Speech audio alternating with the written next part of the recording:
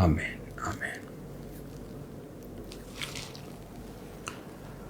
Hallelujah. जब आज इस वचन को मैं आपको दे रहा हूँगा, मेरा बिलीव है कि पवित्र आत्मा के मैसेज को आप लोग समझ पाएंगे। जो मैसेज मैंने मुकेरियाँ क्रूसेड के ऊपर दिया कि परमेश्वर चाहता है कि हम प्रथम कलीसिया के जैसे चलें।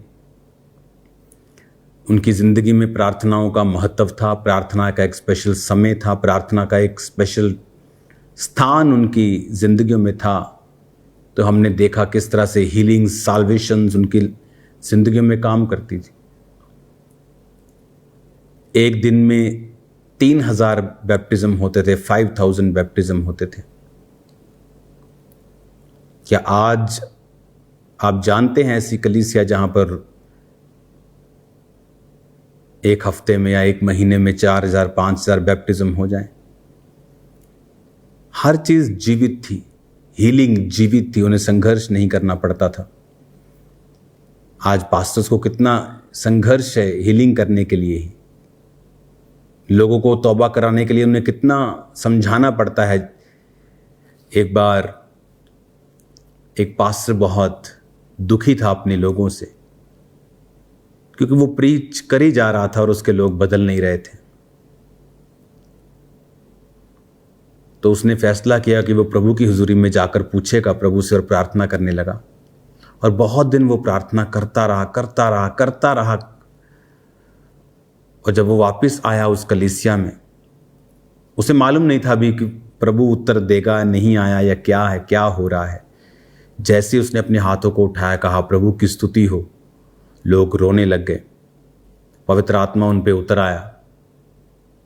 वो बड़ा हैरान हुआ कि, और उसने ऐसे ढीठ लोगों को रोते हुए देखा जो वचन का प्रचार सुनने के बाद भी अपनी जिंदगियों को बदल नहीं रहे थे। और वो बड़ा हैरान हुआ कि मैंने तो अभी सिर्फ प्रेज द लॉर्ड बोला है और ये लोग आत्मा में भर रहे, कोई रो रहा है, कोई तौबा कर रहा है, कोई कह रहा है प्रभु मैं फिर से ये काम नहीं करूंगा, मुझे माफ कर दे। तो पवित्र आत्मा ने उसे एक मैसेज दिया कि जब तक तुम्हारा प्रचार घुटनों पे प्रार्थना में जन्म नहीं लेता, तब तक वो बेअसर है। जब तक इस प्रचार को तुम आत्मा के द्वारा, उसकी फायर के द्वारा प्रीच नहीं करते, और उसकी प्रेजेंस, कुछ अन्न होते हैं ना, उन्हें सोख कर ही बनाया जा सकता है, नहीं तो वो कड़वे बनते हैं, अच्छी तरह नहीं बनते, टेस्ट नहीं आता। कई बार आप प्रीचिंग करते हैं लेकिन आपने अपने आप को पवित्र आत्मा में भिगोया नहीं होता, आपने अपने आप को परमेश्वर की हुजूरी में बिठाया नहीं होता, और वो शब्द बिना पवित्र आत्मा की हुजूरी से लोगों तक पहुंचते हैं। वचन कहता है जब पतरस प्रीच कर रहा था 120 लोगों के बीच में खड़ा होकर, चेलों के बीच में खड़ा होकर, पेंटिकोस्ट के दिन जो लोग देख रहे थे कि 120 पे पवित्र आत्मा उतरा और भाषाएं बोलने लगे, तो लिखा कि लोगों के हृदय छिद गए। वो तो सदूकी फरीसियों के लोग थे, वो वचन जानते थे, वो बड़ा वचन सुनते थे, बाइबल डिस्कशंस होती थी, एजरा की, नेहमिया ने क्या किया, एजरा ने क्या किया, मूसा ने क्या किया। तो बड़े जानकार लोग थे, उनमें पर्व मनाने के लिए आए थे वो पूरी दुनिया से, इम्पॉर्टेंट समझते थे उस पर्व को, तो ही पूरी दुनिया से आए होंगे। पैसा खर्चना, ट्रैवल करना, ट्रैवल इजी थोड़ी था वो। आज आपने इटली ट्रैवल करना है तो क्या एक दिन लग जाएगा? आप यहाँ से जाएंगे, वहाँ आज 7-8-10 घंटे की फ़्लाइट लेंगे, पहुँच जाएंगे। अगर आज आपको इटली जाना हो बिना एरोप्लेन के, बिना गाड़ी के, कहाँ कैसे जाएंगे आप? 6000 किलोमीटर आपने जाना है, आप कैसे जाएंगे? आप घोड़े पे जाएंगे, आप ऊंट पे जाएंगे, आप घोड़ा गाड़ी पे जाएंगे, आपको महीना लगता था जाने वक्त। तो इमेजिन करो, दुनिया के दूर दूर के कोनों से वहाँ मनाने के लिए लोग आए थे। इसका मतलब वो बड़े धर्मी लोग होंगे। ऐसे तो कोई टाइम पास करने वाला सिस्टम नहीं था कि चलो टाइम पास करके आते। कौन वेस्ट करे 2 महीने अपने, 3 महीने? वो इम्पॉर्टेंट लोग थे। और देखा गैर भाषा में बोल रहे, उनके हृदय छिद गए जो वचन को पहले ही सुनते थे। कैसे? होली स्पिरिट के द्वारा। आज आपका प्रचार पवित्र आत्मा की प्रेजेंस में भीगा हुआ नहीं है, वो सूखा है। ड्राई कर दिया आपने लोगों को, सूखा प्रचार कर करके उनको ड्राई कर दिया आपने, उल्टा प्रभु से दूर कर दिया, क्योंकि जो वो सुनते हैं उसे पूरा होते हुए नहीं देखते। एक अविश्वासी जितना परमेश्वर पे यकीन करता है, वो आपके विश्वासी उससे कम खुदा पे यकीन करते हैं, क्योंकि आपने उन्हें सुखा दिया बिना पवित्र आत्मा से भिगोकर प्रचार कर करके सुखा दिया अपने कलीसियाओं को। और बुरी बात है, आप उन्हें वैसे लोगों की संगति नहीं करने देना चाहते जो अच्छे हैं, जो पवित्र आत्मा से भरे हुए हैं, या अच्छी कलीसियाएं हैं जहां पर प्रचार अच्छा होता है, जहां पर पवित्र आत्मा की प्रेजेंस के द्वारा सब कुछ किया जाता है। हम अपना राज्य बनाने में लग गए, खुदा के राज्य के बारे में नहीं सोचा।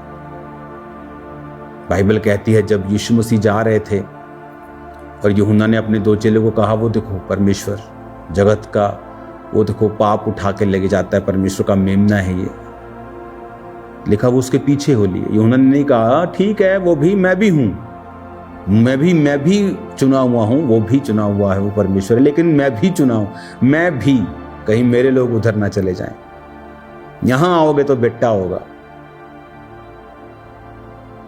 और इसीलिए परमेश्वर का क्रोध लोगों पे रहता है। कई बार हम भूल जाते हैं कि हम परमेश्वर के राज्य को बनाने के लिए खड़े हुए। मैं आपको भी कह रहा हूं, मैं सबको कह रहा हूं, अपने आप को भी कह रहा हूं कि हमें प्रभु के राज्य के लिए काम करना होगा। इसलिए अपनी लाइफ में बेसिक्स को वापस लेके आए। पतरस तीसरे पहर जा रहा है प्रेयर करने, रास्ते में लंगड़ा मिलता है, उसको चला देता है। लंगड़ा चलाने नहीं जा रहा, प्रेयर करने जा रहा है। पतरस प्रेयर करने करते वक्त लंगड़ा चला देता है। पौलुस प्रेयर करता है, शहर के बाहर जाकर प्रार्थना करने का स्थान ढूंढता ढूंढता कई औरतों को बपतिस्मा उसके घराने समेत दे देता है, रूहें बचा लेता है। तो मकसद था प्रेयर करना, लेकिन साल्वेशंस भी हो रही थी और हीलिंग्स भी हो रही थी। आज लोगों का मकसद है हीलिंग करना और सेव करना लोगों को, लेकिन प्रेयर नहीं है। जो प्राइमरी है उसे गायब कर दिया। आप फल चाहते हैं, पेड़ लगाना नहीं चाहते। रूहें बचनी चाहिए, रूहें बचनी चाहिए। प्रीच बिना आत्मा के अंदर अपने आप को, वचन को भिगोकर, बिना भिगोए अगर आप प्रीच करेंगे तो आप नहीं पका सकते उसको, आपको उसे भिगोना पड़ेगा। आप राजमा बनाते ना, आपको पानी में बनाने पड़ते हैं, स्टीम में बनाने पड़ते हैं। आप सूखे उनको कैसे बना सकते हो? सूखा करके कैसे बनाओगे?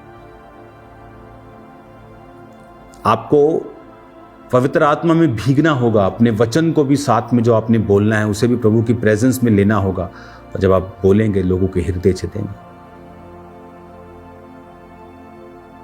हालेलुया। वो समय आ रहा है,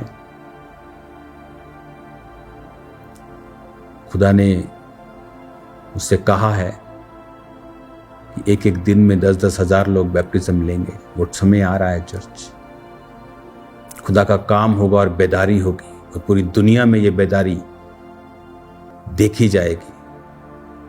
प्रार्थनाओं में रहें, और जो ब्रांचेस हैं,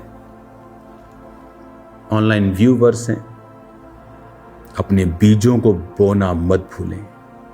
खुदा ने खास मकसद के लिए आपको वहां रखा है। उस मकसद को भूलने का मतलब है परमेश्वर की आज्ञाओं से बाहर जीना और शैतान को इनवाइट करना कि वो आपकी लाइफ में फिजूल खर्ची के साथ और अटैक के साथ काम करे। मकसद मत भूलें, जो मकसद परमेश्वर ने आपको दिया है। हर एक व्यक्ति के पास कुछ वरदान है, आपके पास बोने का परमेश्वर ने आपको मौका दिया है। अपने बीजों को बोएं, पीछे ना हटें, आगे बढ़ें। खुदा का काम बहुत होने वाला है। वो ऐसी ग्राउंड रेडी कर रहा है, काम ऐसे तैयार कर रहा है, खुदा का काम होगा। आज से प्रार्थना में और उपवास में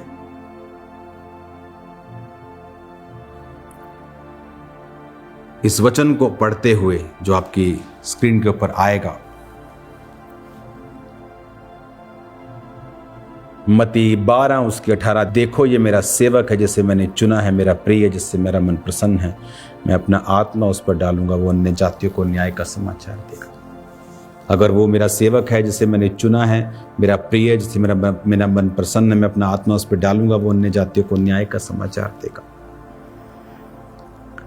लोगों को समाचार दें, सुसमाचार सुनाएं, सुसमाचार में हिस्सों को डालें, प्रार्थनाओं को करें, गॉस्पल के साथ पूरी तरह से जुड़ें।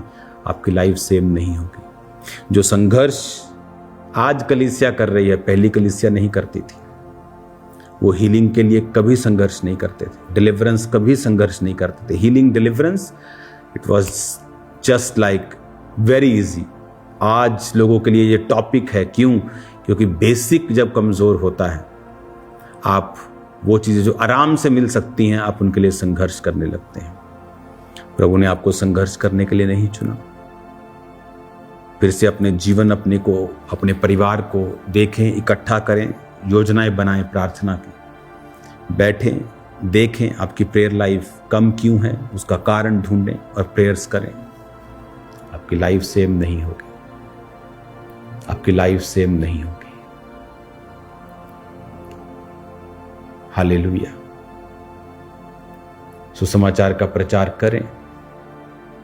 आज का वचन मॉर्निंग का भी सुने। मत्ती के बारे में मैंने बताया, मत्ती को एक गद्दार, एक दोषी के रूप में देखा जाता था अपने यहूदियों के द्वारा, क्योंकि वो रोमी सरकार के लिए टैक्स कलेक्शन का काम करता था। तो वो बदनाम थी ओवर टैक्स के लिए, गलत टैक्स नियमों के लिए, मोटे मोटे फाइन्स के लिए लोग उससे नफरत करते थे। लेकिन उसका कसूर नहीं था, वो सरकारी नौकर था। पर ये चीजें उसके दिल को खाली कर चुकी थी, उसकी आत्मा को छलनी कर चुकी थी। जब जीसस ने कहा मेरे पीछे आ जा मत्ती, तो वो झट उसके पीछे चलने, उसको मालूम था कि जीवन का असल मकसद अब परमेश्वर के पीछे जाकर मिलेगा। बहुत से लोग आज खाली हैं, अमीर हैं, लेकिन बेचैन हैं, वैक्यूम है उनके अंदर, जो उनका परिवार भर नहीं पा रहा, पार्टीज, क्लब्स भर नहीं पा रहे। उनके साथ वचन शेयर करें। आपको लगता है वो बड़े स्ट्रांग माइंडेड हैं, ये हैं, वो हैं, ओ नो नो। आप वचन शेयर करेंगे, लंबे लंबे ऊंचे ऊंचे पेड़ आंधियों में झट झड़ जाते हैं, जल्दी गिर जाते हैं। उनकी जड़ें थोड़ी हैं कि वो टिके रहेंगे, उनकी जड़ें तो है ही नहीं है। जड़ तो परमेश्वर में आके आपकी बनती है। फिर आप जितना मर्जी चौड़े ऊंचे हो जाओ, उनको बताओ। इसलिए परमेश्वर ने कहा वैश्याएं जल्दी प्रवेश करेंगी मेरे राज्य में। लोगों को बताओ, उनसे बात करो, गैंगस्टर्स से, वैश्याओं से, जो लोग गलत कामों हैं, सब तरह के लोगों से बात करो, उनको यीशु मसीह का वचन बताओ। आप देखेंगे उनको बचते हुए भी। अपने हाथों को उठाओ जिनके आज बेबीज नहीं है। एक की फास्टिंग आप करेंगे 5 बजे तक, और खुदावंद का आत्मा आपके गर्भ को ओपन करेगा। मैं आपको ब्लेस करता हूं। अपने हाथों को उठाओ। खुदा बाप, तेरे जीवित नाम में ये लोग चंगे हों, आजाद हो, सब तरह की बीमारियों से छूट जाएं। मैंने ब्लेस करता हूं। ये वचन की जिंदगी में 100 गुना फलों को लेके आए, प्रभु के नाम में, आमीन।